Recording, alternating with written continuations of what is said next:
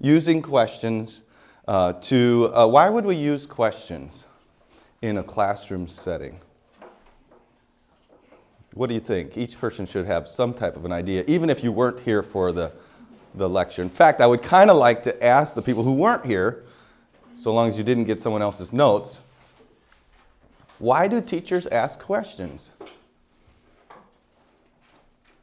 Megan. It's their way of making sure their students are understanding. It's their way of making sure the students are understanding what? Right, because if they can answer the questions, you know that they were listening. And they were teaching. Okay. All right. There's an element of truth in that. No, and it's very, very good, but not complete. There's other reasons. I'm just saying that so other people could offer a... It causes the students to think for themselves. It causes students to think for themselves. Okay. Is anybody else not here last Monday? Davey, what do you think? Did you get someone else's notes? No. Okay. So why do teachers use questions? What do you think? Maybe I was just thinking, first thought was that the student can learn how much, or the teacher can learn how much the student has learned. Okay. That's similar to what Megan said. But that's true. That is true. All right, the rest of you, what are some other reasons? You might not even written this down because this was just kind of prep for the idea of using questions. What would be, there's at least one other very strong reason. It seems to me there is. Sarah, what do you think? To scare the students into thinking. To scare the students into thinking. Okay. So actually, you're not saying to scare the students into thinking. You're saying to scare them into paying attention. Yeah. Really, right? So they don't necessarily have to think, but they have to be, they do have to think, but they have to be prepared because the question might just come, might be them. Yeah. And on that note, I said there's a certain methodology to asking questions that you should not use, to calling upon students that you should not use. Jacob? It's too complex. It's too complex of a question. Oh, wait, a certain methodology, don't have any order or rhyme or reason. Okay, so that's what you should No. not have any rhyme or reason. Right, so the methodology you should not use is rhyme or reason. Like starting here and working around, or alphabetically by last name, or alphabetically by first name, or, whatever. You should, if you're asking to keep people involved, even if they don't consciously or rebelliously say, okay, I asked my question now, or I answered my question, now I don't have to do anything else. Unconsciously, if you have a pattern, people know that, okay, they've answered that, I've answered my question, I can relax. So you don't want your classroom to be a terror session, but asking questions shouldn't be a terror. Right, Haley? So it shouldn't be terror, it shouldn't be terrorism just to have to answer a question. But you do want them alert and actively participating. And when we're lecturing or talking, actively participating isn't moving your body around, but it's keeping your brain engaged and knowing what and following along with what is being said. Okay, so you don't want students to think, okay, now I can relax. I don't need to pay as close attention. You don't want students to be surprised by a question. Really, you don't want their neighbor to say, "Hey, he just called on you." So you want them knowing what's going on in the classroom. All right, so my brain's working a little bit slow. We said that teachers use questions so that they get an idea, so that, Megan, what did you say? I said so that, what did I say? So that you know that the students understand what you taught. Okay, so the teachers use questions, Megan says, so that to kind of confirm that the students have gotten it. All right? And Barrick said, Do you remember? It was just 5 minutes ago. I already forgot. Okay. All right. It was at. See, because you had already answered a question. You thought I don't need to answer another question.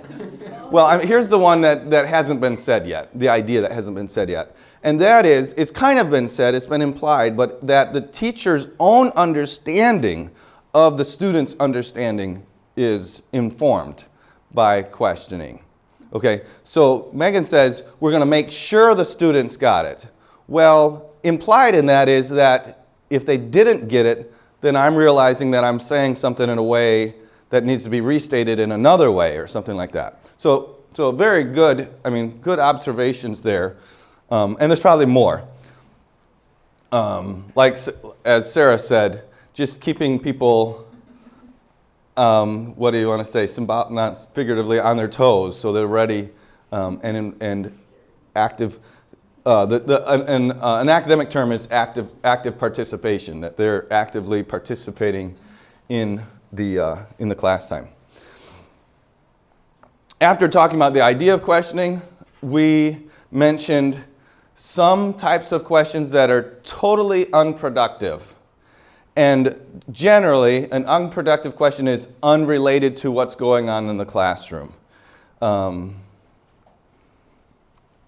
It may be, I can't remember things that I said. It may be a trick question just to show off how smart the student is. It may be something the teacher is. It may be something to just humiliate. One unproductive question that is related to what's going on in the classroom is when a teacher answers the question. If you ask a question and then immediately answer the question, you're not really asking questions. You're just making statements in the form of a question. And so you can't say you're using question when you're just making statements in the form of a question, because that level of nervousness is not there when the students know that the teacher answers all of his own questions. Okay, so those are unproductive questions. Then we talked about some that are not less than productive. And those generally are related to what we're talking about in the classroom. And I would think these are ones that are more common with teachers that are trying to ask questions. And what happens is we ask them where they're too vague, they're ambiguous, there's not enough focus to the question, and so students don't know how to answer. Sometimes you ask a question and nobody raises their hand because it's so broad it's not that they're not paying attention, it's not that they don't know something about the topic, but there's so many different ways you could go with the answer. You don't know where are you taking us? Where do you want us to go with this? So it needs a little more focus. It could be too complex, so that's ambiguous. It could be too complex.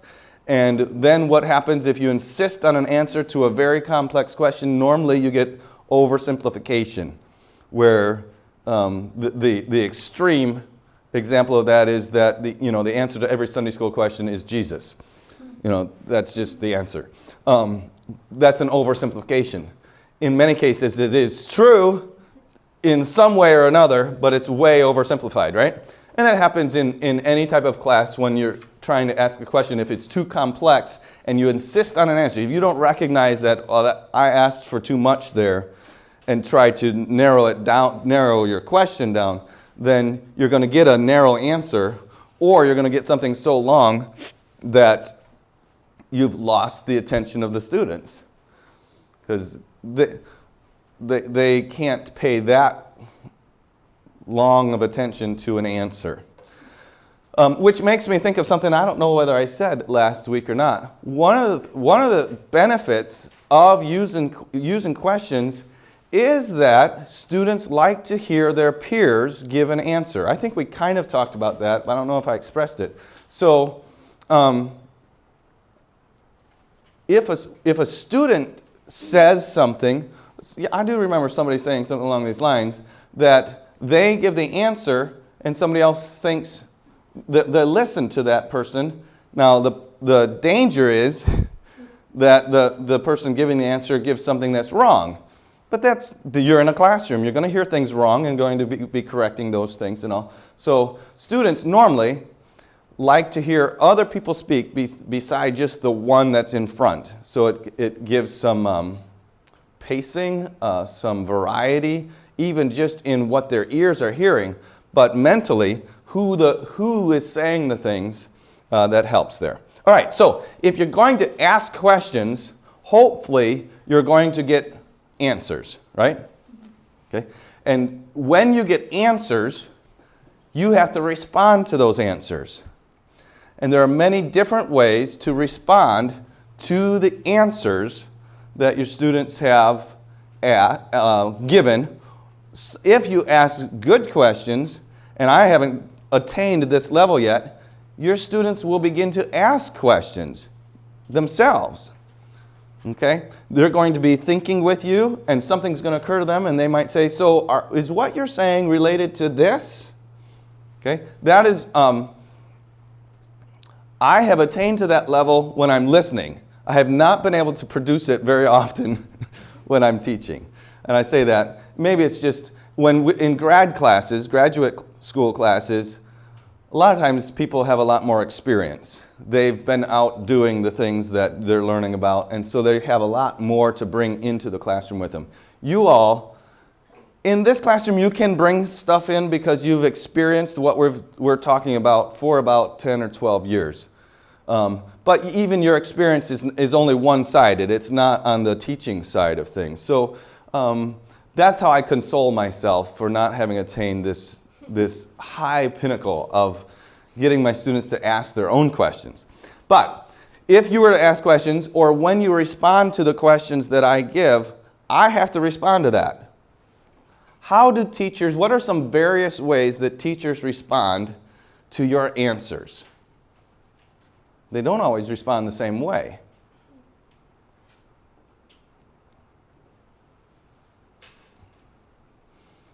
Either describe what they do or give an example. That's probably the easiest way to answer this type of a question. Give a description or a title for the type of response they give, or give an example of how they respond. Amanda? Oh, well, they would use facial expressions, and that's not one that's on my list, but they have an effect, don't they? How do what kind of effect, or what are some effects that facial expressions would have on the responses that you give? Generally, I'm going to take an answer away from you. Generally, they would be positive or negative, right? Could a facial expression to your response give a negative? Okay, so you're laughing, so maybe that has happened to some of you. Can somebody tell me? Or somebody tell me. Sarah? If the teacher looks kind of puzzled, but they don't say anything right away, you can kind of think, okay, that wasn't their answer. All right. And I can imagine I've done that. Well, I know a lot of times I'm listening and I'm not hearing what I'm expecting, but I'm trying to, because questioning informs me about your understanding, I'm trying to think, they somehow think this is connected to what we're talking about. So there has to, if they think it's connected, really, if you think it's connected, it has to be connected in some way. Maybe it's the wrong connection, but you think it is. So I need to figure out where that connection is coming from, okay, so that I can correct it. Or it is connected, and I never thought of that relationship to the topic.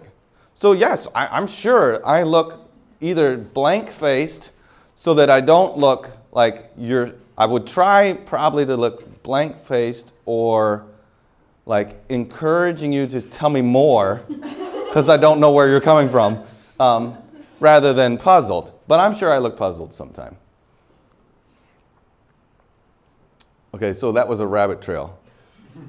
And it's related. I mean, it is connected to the trail, but it was just out there. Our facial expressions. What are other responses? An example or a description. Megan? Well, so you ask them a question they don't understand. You could ask another question. Like I was thinking, say English, and you ask the student, what is the verb in the sentence, and they don't get it. So then you say, okay, which word in the sentence is in action? Okay. That would- So a follow-up question, following up the wrong answer with a question. Okay. What are some other responses?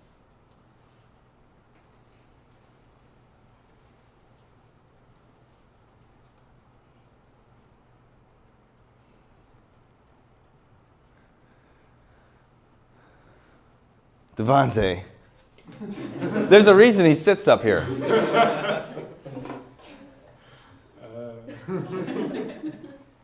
Don't overthink this.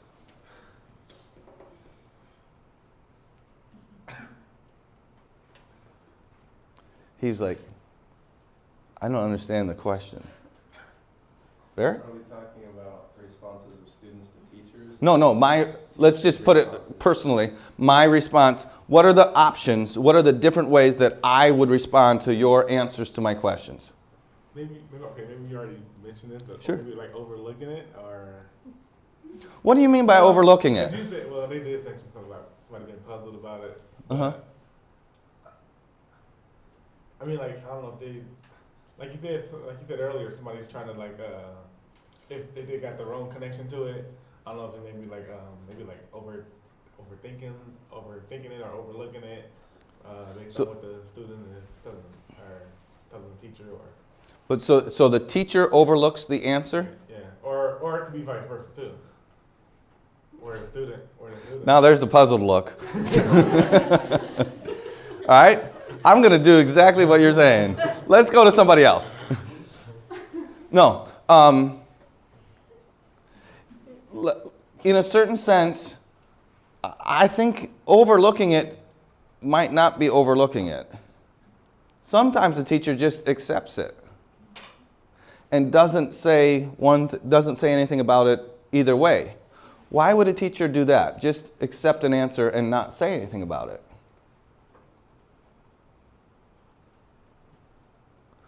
What does the teacher normally do? If he accepts an answer without saying anything else, what does he normally do? Davey? He looks for other students. Right, so why would he accept the answer and not say anything about it? Because he wants more involvement. Okay? If I say, yeah, that's the right answer, everybody else goes, right? That's the right answer. Now we can keep talking until he figures out another question to ask. So, we've talked about it. One way that a teacher can respond is just to accept the answer with nothing, just no positive or negative about it at all. Another way to respond is to give a verbal confirmation. Yes, or that's correct. What happens? I just described it. What happens when you say, yes, that's correct? I'm sorry? Well, the rest of the class shuts the brains off. It shuts down what's going on. Now, one of the major reasons we're using questioning, especially okay, so just to review some, we're not going to get to this level of questioning in 3rd and 4th grade, probably. Okay? Because they ask way too many questions already. And then you start asking questions and you get stories. Okay? And it's totally unrelated to what we're talking about. But if we're to the level where we're trying to encourage thinking and connections between things, so that's 7th, 8th grade and beyond, we're using questions to help, not just to understand, but actually to help teach, because one of them we didn't say this morning was that questioning helps you think all the way around the subject, helps you see the subject from several viewpoints. So we're wanting people to be thinking, and if I say, that's correct, what do we stop doing? We shut down the thinking, the mental involvement in what's going on. So giving a definitive response, like that's correct or yes, shuts down the thinking. Now, it's not that you should never say that. I mean, if you're asking for a question that only has one answer, you might just say yes. But there's other responses you could have to that too.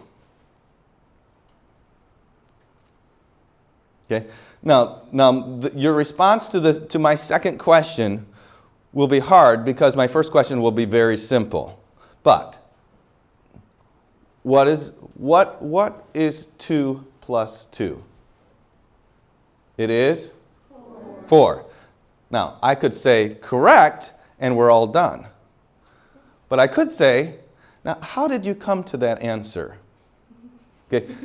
Now, like I said, the answer to that question is it's like, that's so simple, I don't even know how I came to that answer. But if we had another question that had there's a thought process that comes into it, you have the right answer, I say, that's correct. Or I just say, now, how did you come to that answer?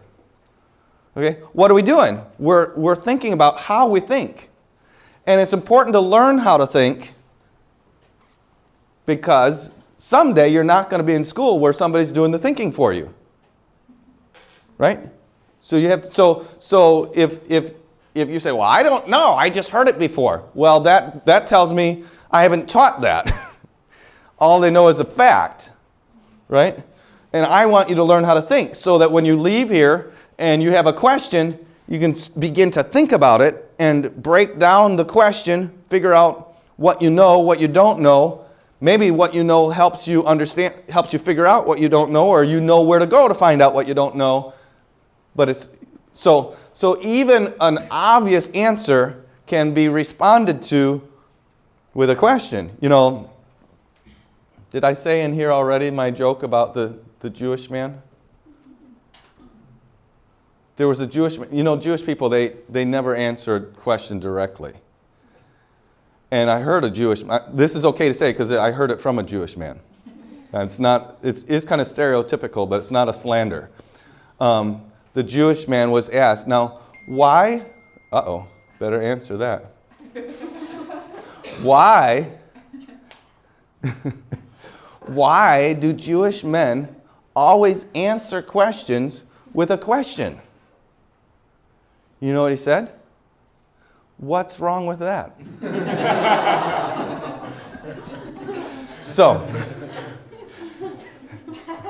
But you respond with just a yes/no answer, or just an answer that seems pretty straightforward. You can follow that up with how did you come to? That's kind of expanding. That's digging deeper, and that is helpful.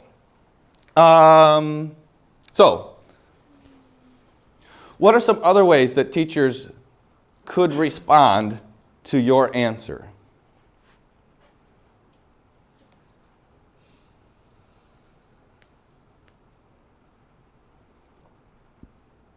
It appears to me that we've exhausted the answer bucket.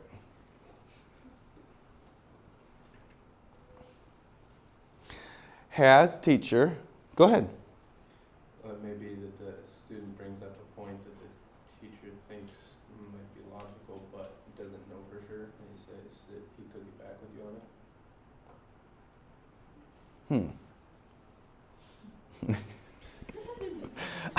it. I was tempted to just mimic your response. So the teacher's not sure. It might be connected, but so he says that might be true.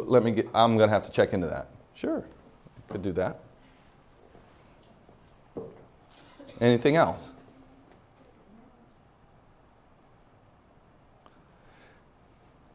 Have you ever given an answer that you thought was right there with the teacher, but when he responded, you figured out you were not even close? How did he respond?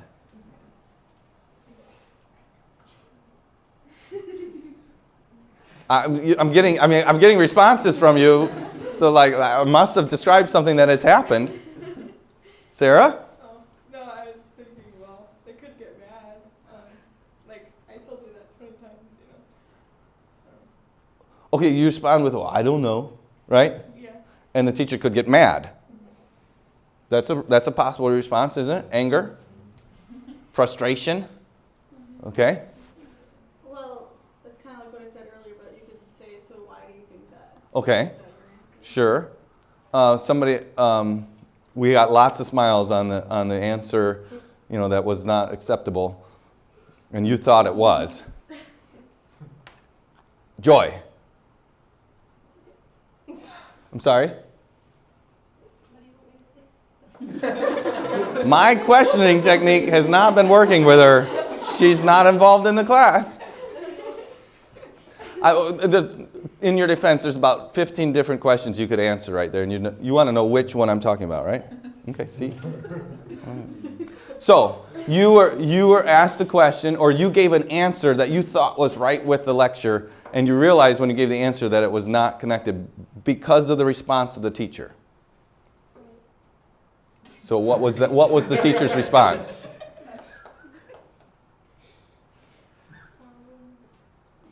It's not fresh in her mind anymore. Now she has to mine the corridors of her mind.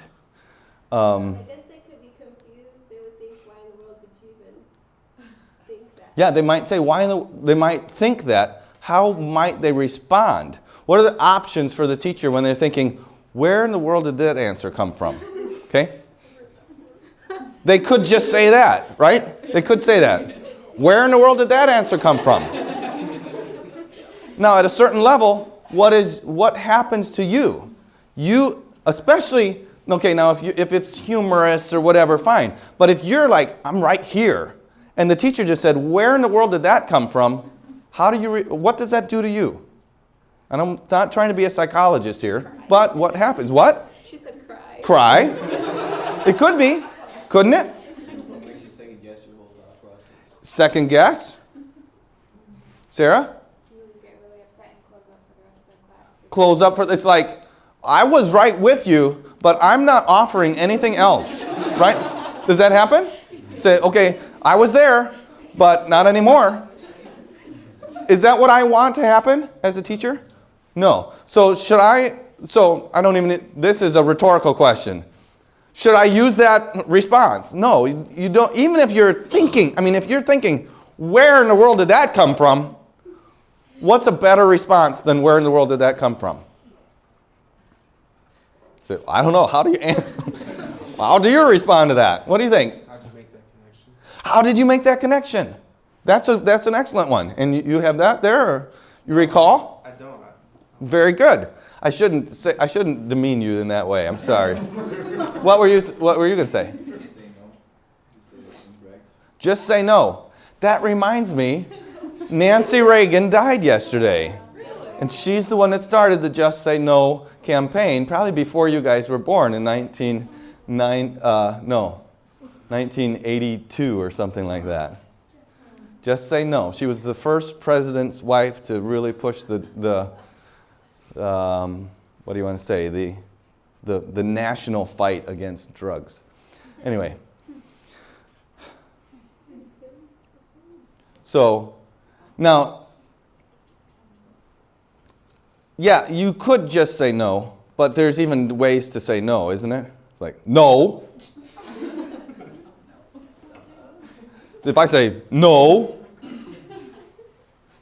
you're pretty much going to shut down for the rest of the class period again, right? Jacob? You could say that's not exactly what we're looking for, or something like that. Sure. Encourage them, say, you're thinking that's good, but think somewhere else. Think somewhere else. Okay, that is a kind way to just say, okay, we're going somewhere else. You're looking out the window too much. Okay? That's kind of a nicer way to say no. And There's multiple ways to say no. That's one. right. But that's closer to just saying no. As a student gets older and you say that, they're like, he was just being kind. And I'm lost, or I did my best and he, so I must not know what's going on here. So a very good way, and I shouldn't just say very good, but a very good way is to say, how did you make that connection? It might not come to mind when you're thinking, where in the world did that come from? To say, how did you make that connection? But were you wanting to offer something? I was thinking you could laugh at or sarcasm at an answer. Say that so everyone can hear that. Laughing and sarcasm. Laughing and sarcasm. Have you ever had a response actually been made fun of? Not just like, you're stupid, not just wrong or where did that come, actually sarcastic, made fun of. Okay? So, if you have, I would say in most cases, sarcastic put down responses are not helpful. Okay? Whether or not we have teachers do it or not, they're not helpful. Okay. Now, if we're all old enough to handle it, it can be like, oh yeah, that was funny. I don't know where that even came from. And the person can continue to... We have a real live example coming up here. What I think we need I think we need a show and tell. Rick, do you have something to say? Okay. Systematic theology was that we were going through Christology, and he asked what the last thing we talked about, and instead of saying omnipotence, I said omnipotence. And so the starting cross was like, aka omnipresence, and then omnipotence, and so like for the whole class we were making fun of the Wisconsin accent. Oh, Wisconsin accent. And okay, so there is another thing.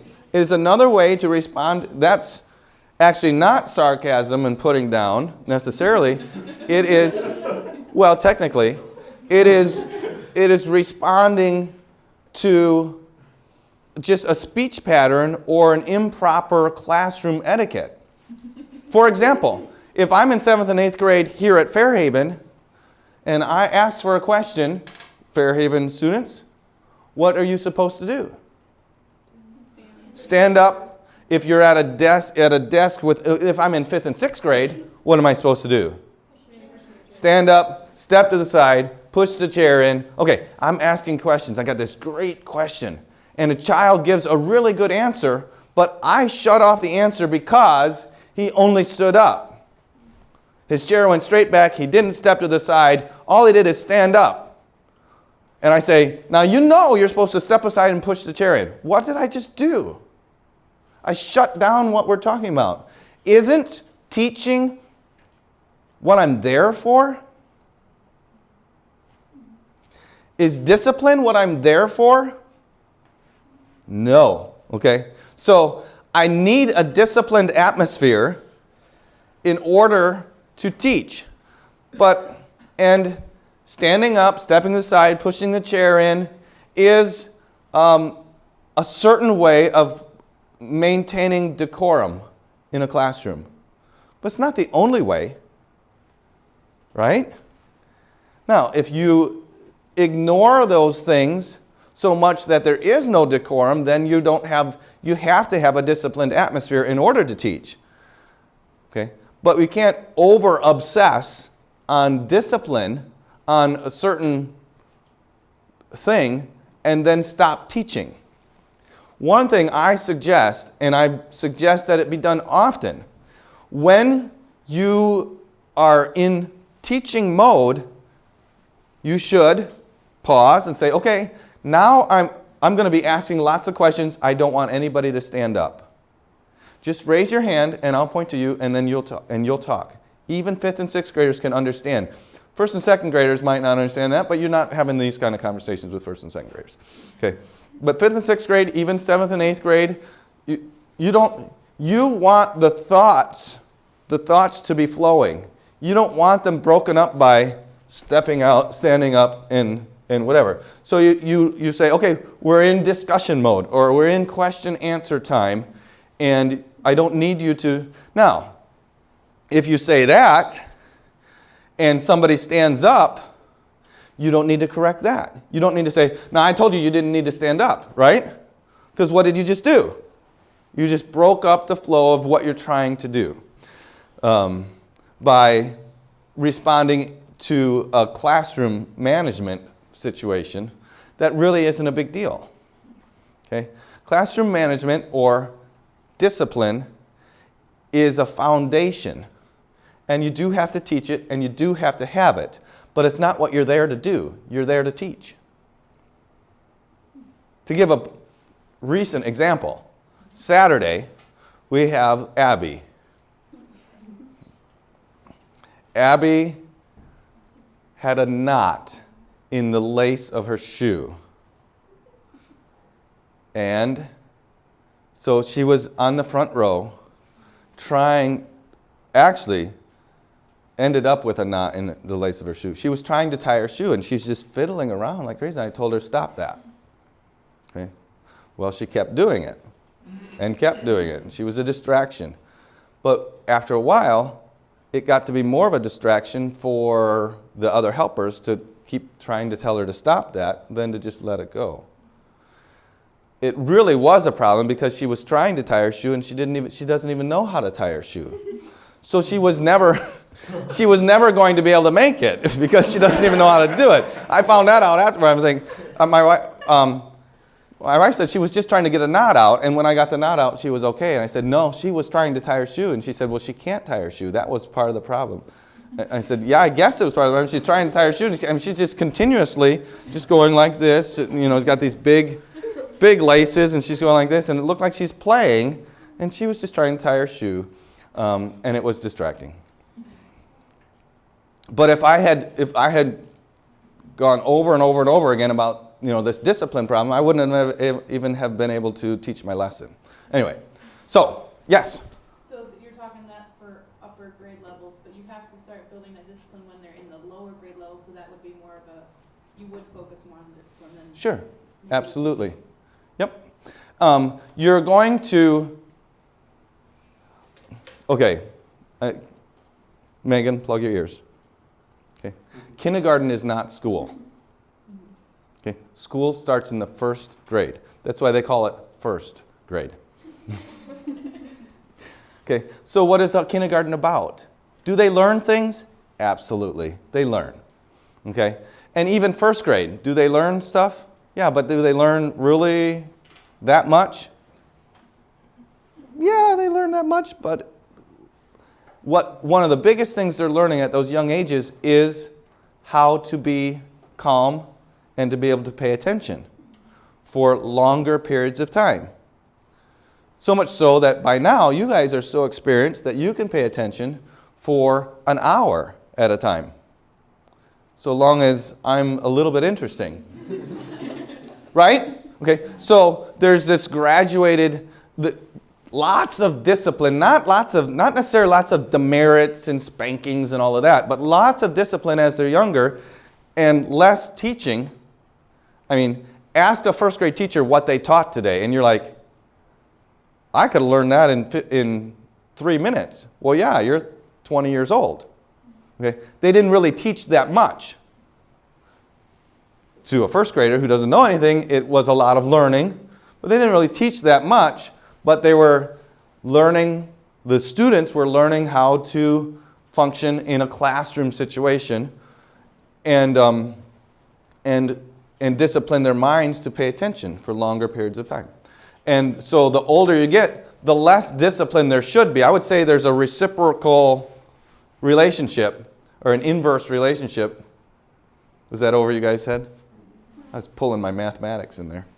An inverse relationship between the amount of time spent on discipline and the amount of time spent on teaching as you get older. I spend very little time on discipline here. Right? I mean, I don't know if I've spent any. You guys know, or either you know or you're respectful enough to just maintain a classroom without being in trouble. And let me just say, there are, except for Jacob, he's the new guy. There are, I'm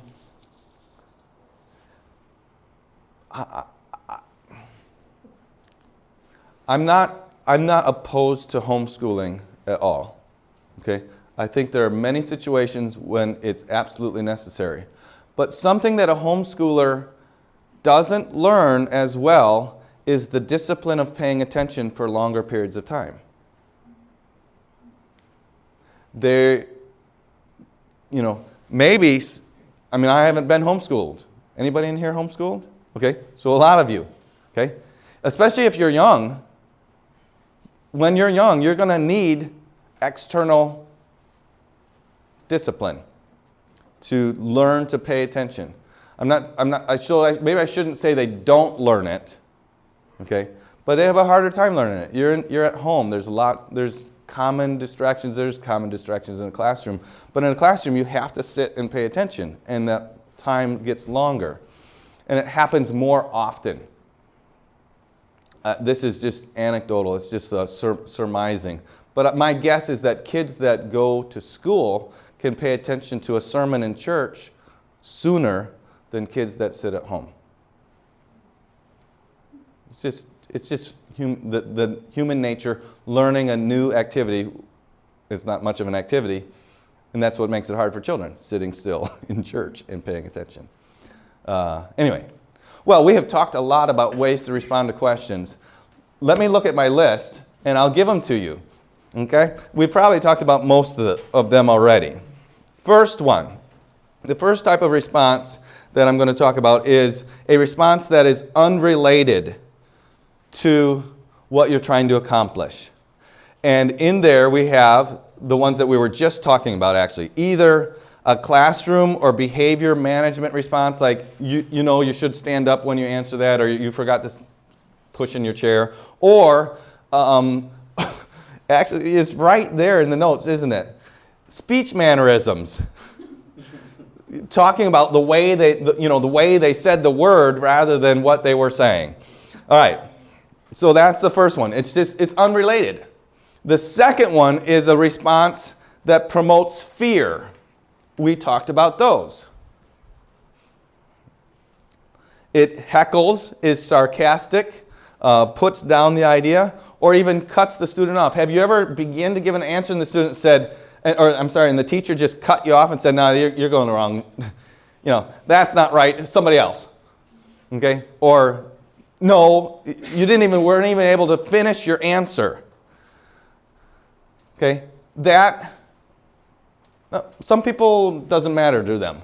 But it's very common that, the teacher, to use a current word, the teacher didn't even have enough respect to listen to you answer the question. Like, I'm not going to offer something else here. And I'm not all about, children are first, but they are human beings. Okay? And they do deserve, it takes, we'll talk about this, or you will talk about this, when we talk about, I believe, the teaching process. If I get up here, I can talk all day long. And if nobody gets anything, there might as well be no one in the classroom. Okay? So it's a two-way street, as people say. There's two people working, and actually you guys are doing a lot of the work. I'm working on figuring out how to say the things, but I already know what I'm going to say. You have to you're doing the hard work of learning what we're talking about. And so is every other person that's sitting in the chair. If your response discourages that, you're just shooting yourself in the foot. You're stopping to teach, or however the right way would be to say it. You're not teaching anymore if you shut down their learning. So cutting them off or whatever is something that is an answer that promotes fear. Those are bad ones. Unrelated is very unproductive. Promoting fear is bad. The third one is a response that brings closure. A response that brings closure. Now that's a technical word, but the way we said it earlier in the class period was shutting it down. Okay? If I say yes, we just shut it down. If I say no, if I just agree or disagree, if I don't give the student a chance to think, if I just respond by telling you what I think. Okay, so let's say I ask a question, you give an answer. It's like I just ignore what you say and give you what I think. That shuts it down. You're like, he didn't even listen to me. So you don't want to close it down. So you should always, one thing here to try to remember is you should always, or try to always avoid the evaluative response. And the most typical response that evaluates is, that's good. Okay, if it was good. So somebody says, yeah, that's good. So if I say that's good, other people are saying, well, that's good. Why do I have to say anything? Right? And what did we do? We just closed it down. We shut it down. So something that brings closure normally is not a good response. Now, we have 6 minutes left. I might start closing down responses. I mean, if we're just like, everybody's talking and it's going real good, I'm going to have to start closing things down. But most of the time, you want their minds going, not shutting down. The fourth one, accept the student's idea non-judgmentally. Now, you know, don't get turned off by the word judgmental, okay? But I want to be non-judgmental.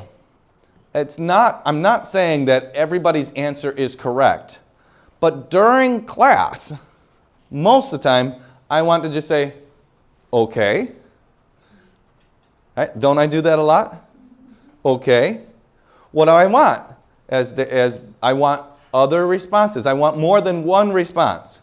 So saying okay or thank you, I see. These types of responses that don't say it's good or bad leave the possibility of getting other students involved in the class time. So accepting the student's idea non-judgmentally. Here's one that's a little more technical, and it's called focus on the learning. Focus on the learning.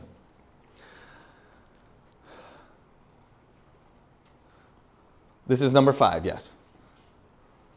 Focus on the learning, and I don't know if I can even describe it, but let's just say when you respond when your response focuses on the learning, what you do is you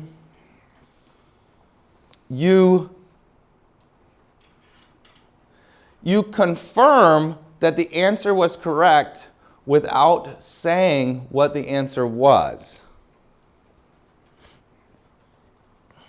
So let's just look back at your notes, and if I say, what would be a response to a student's answer that is not a good way, or not a very profitable way to respond?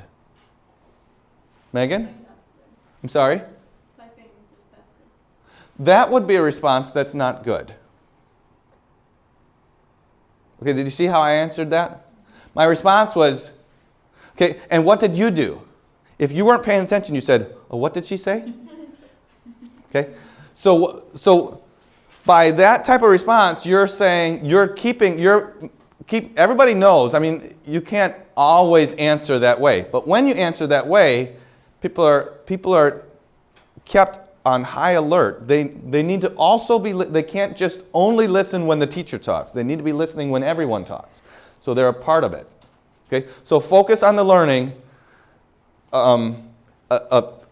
Just as a short line would be something like, your response would be, that would be a correct answer to my question, but fill in the question. So I wouldn't, as I just said, I wouldn't say to Megan, that would be a correct answer to my question. I would say that would be a poor response to an answer. And she said,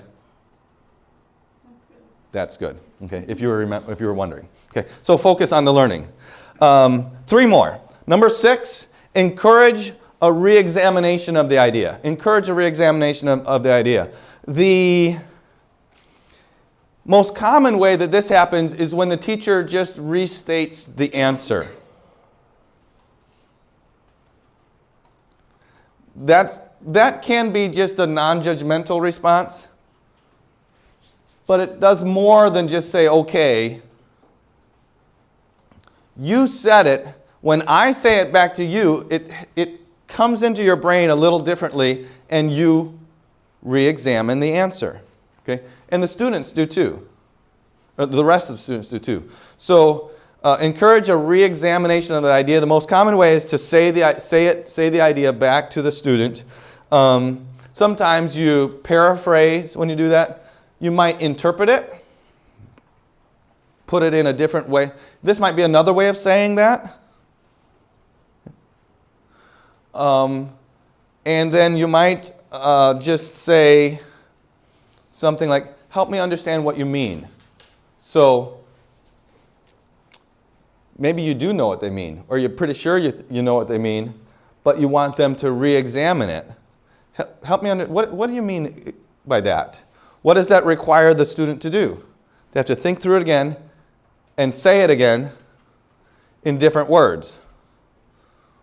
Okay? If I ask Sarah, what do you mean by that? And you thought she answered it well, what are you probably doing? Well, how would I say that again? Okay? We're thinking around it. We're not just saying there's one answer. There's different ways to express this idea. All right? Number 7, call for an analysis, or ask for an analysis of the idea. And that's where we might say, can you give me an example of that? When we started this, I said, give me a description or an example.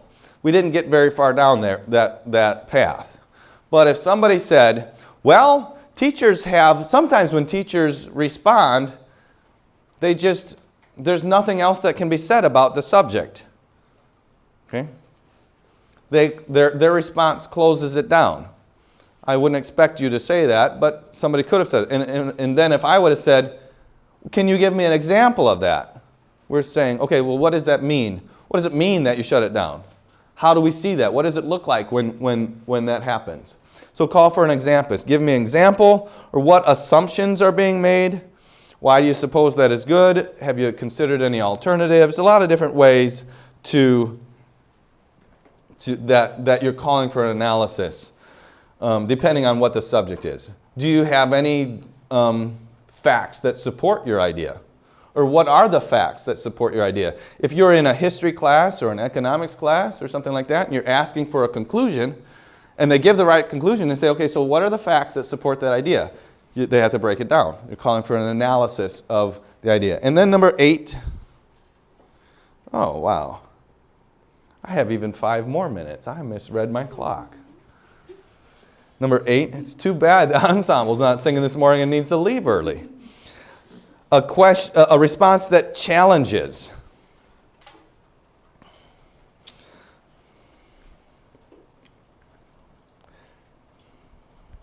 Let me just give some examples of this.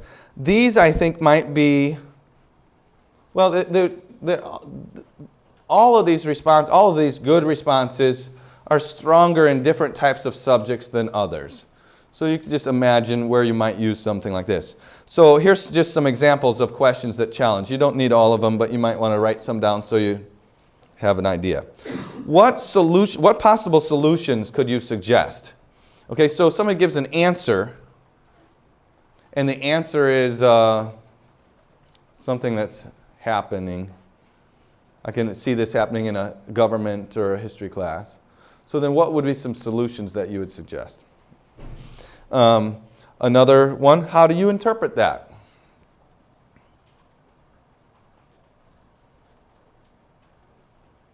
Okay, let's say we're in government class or civics class. And we would say, and I would just start off with this very simple question. Who is the most popular Republican candidate for president at this moment? It's Donald Trump. Okay? How do you interpret that? Why do you think that's so? What is that doing? I mean, we know the answer. Boom. It's Donald Trump. We're done. No, we're not done.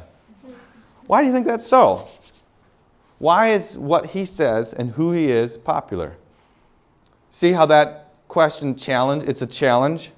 That's what I mean by a challenge. It's not like, it's not the idea of, I don't think you're right. You're going to have to prove it. It's not that type of a challenge. It's just, pushing you further. How do you interpret that? What criteria are you using? Okay.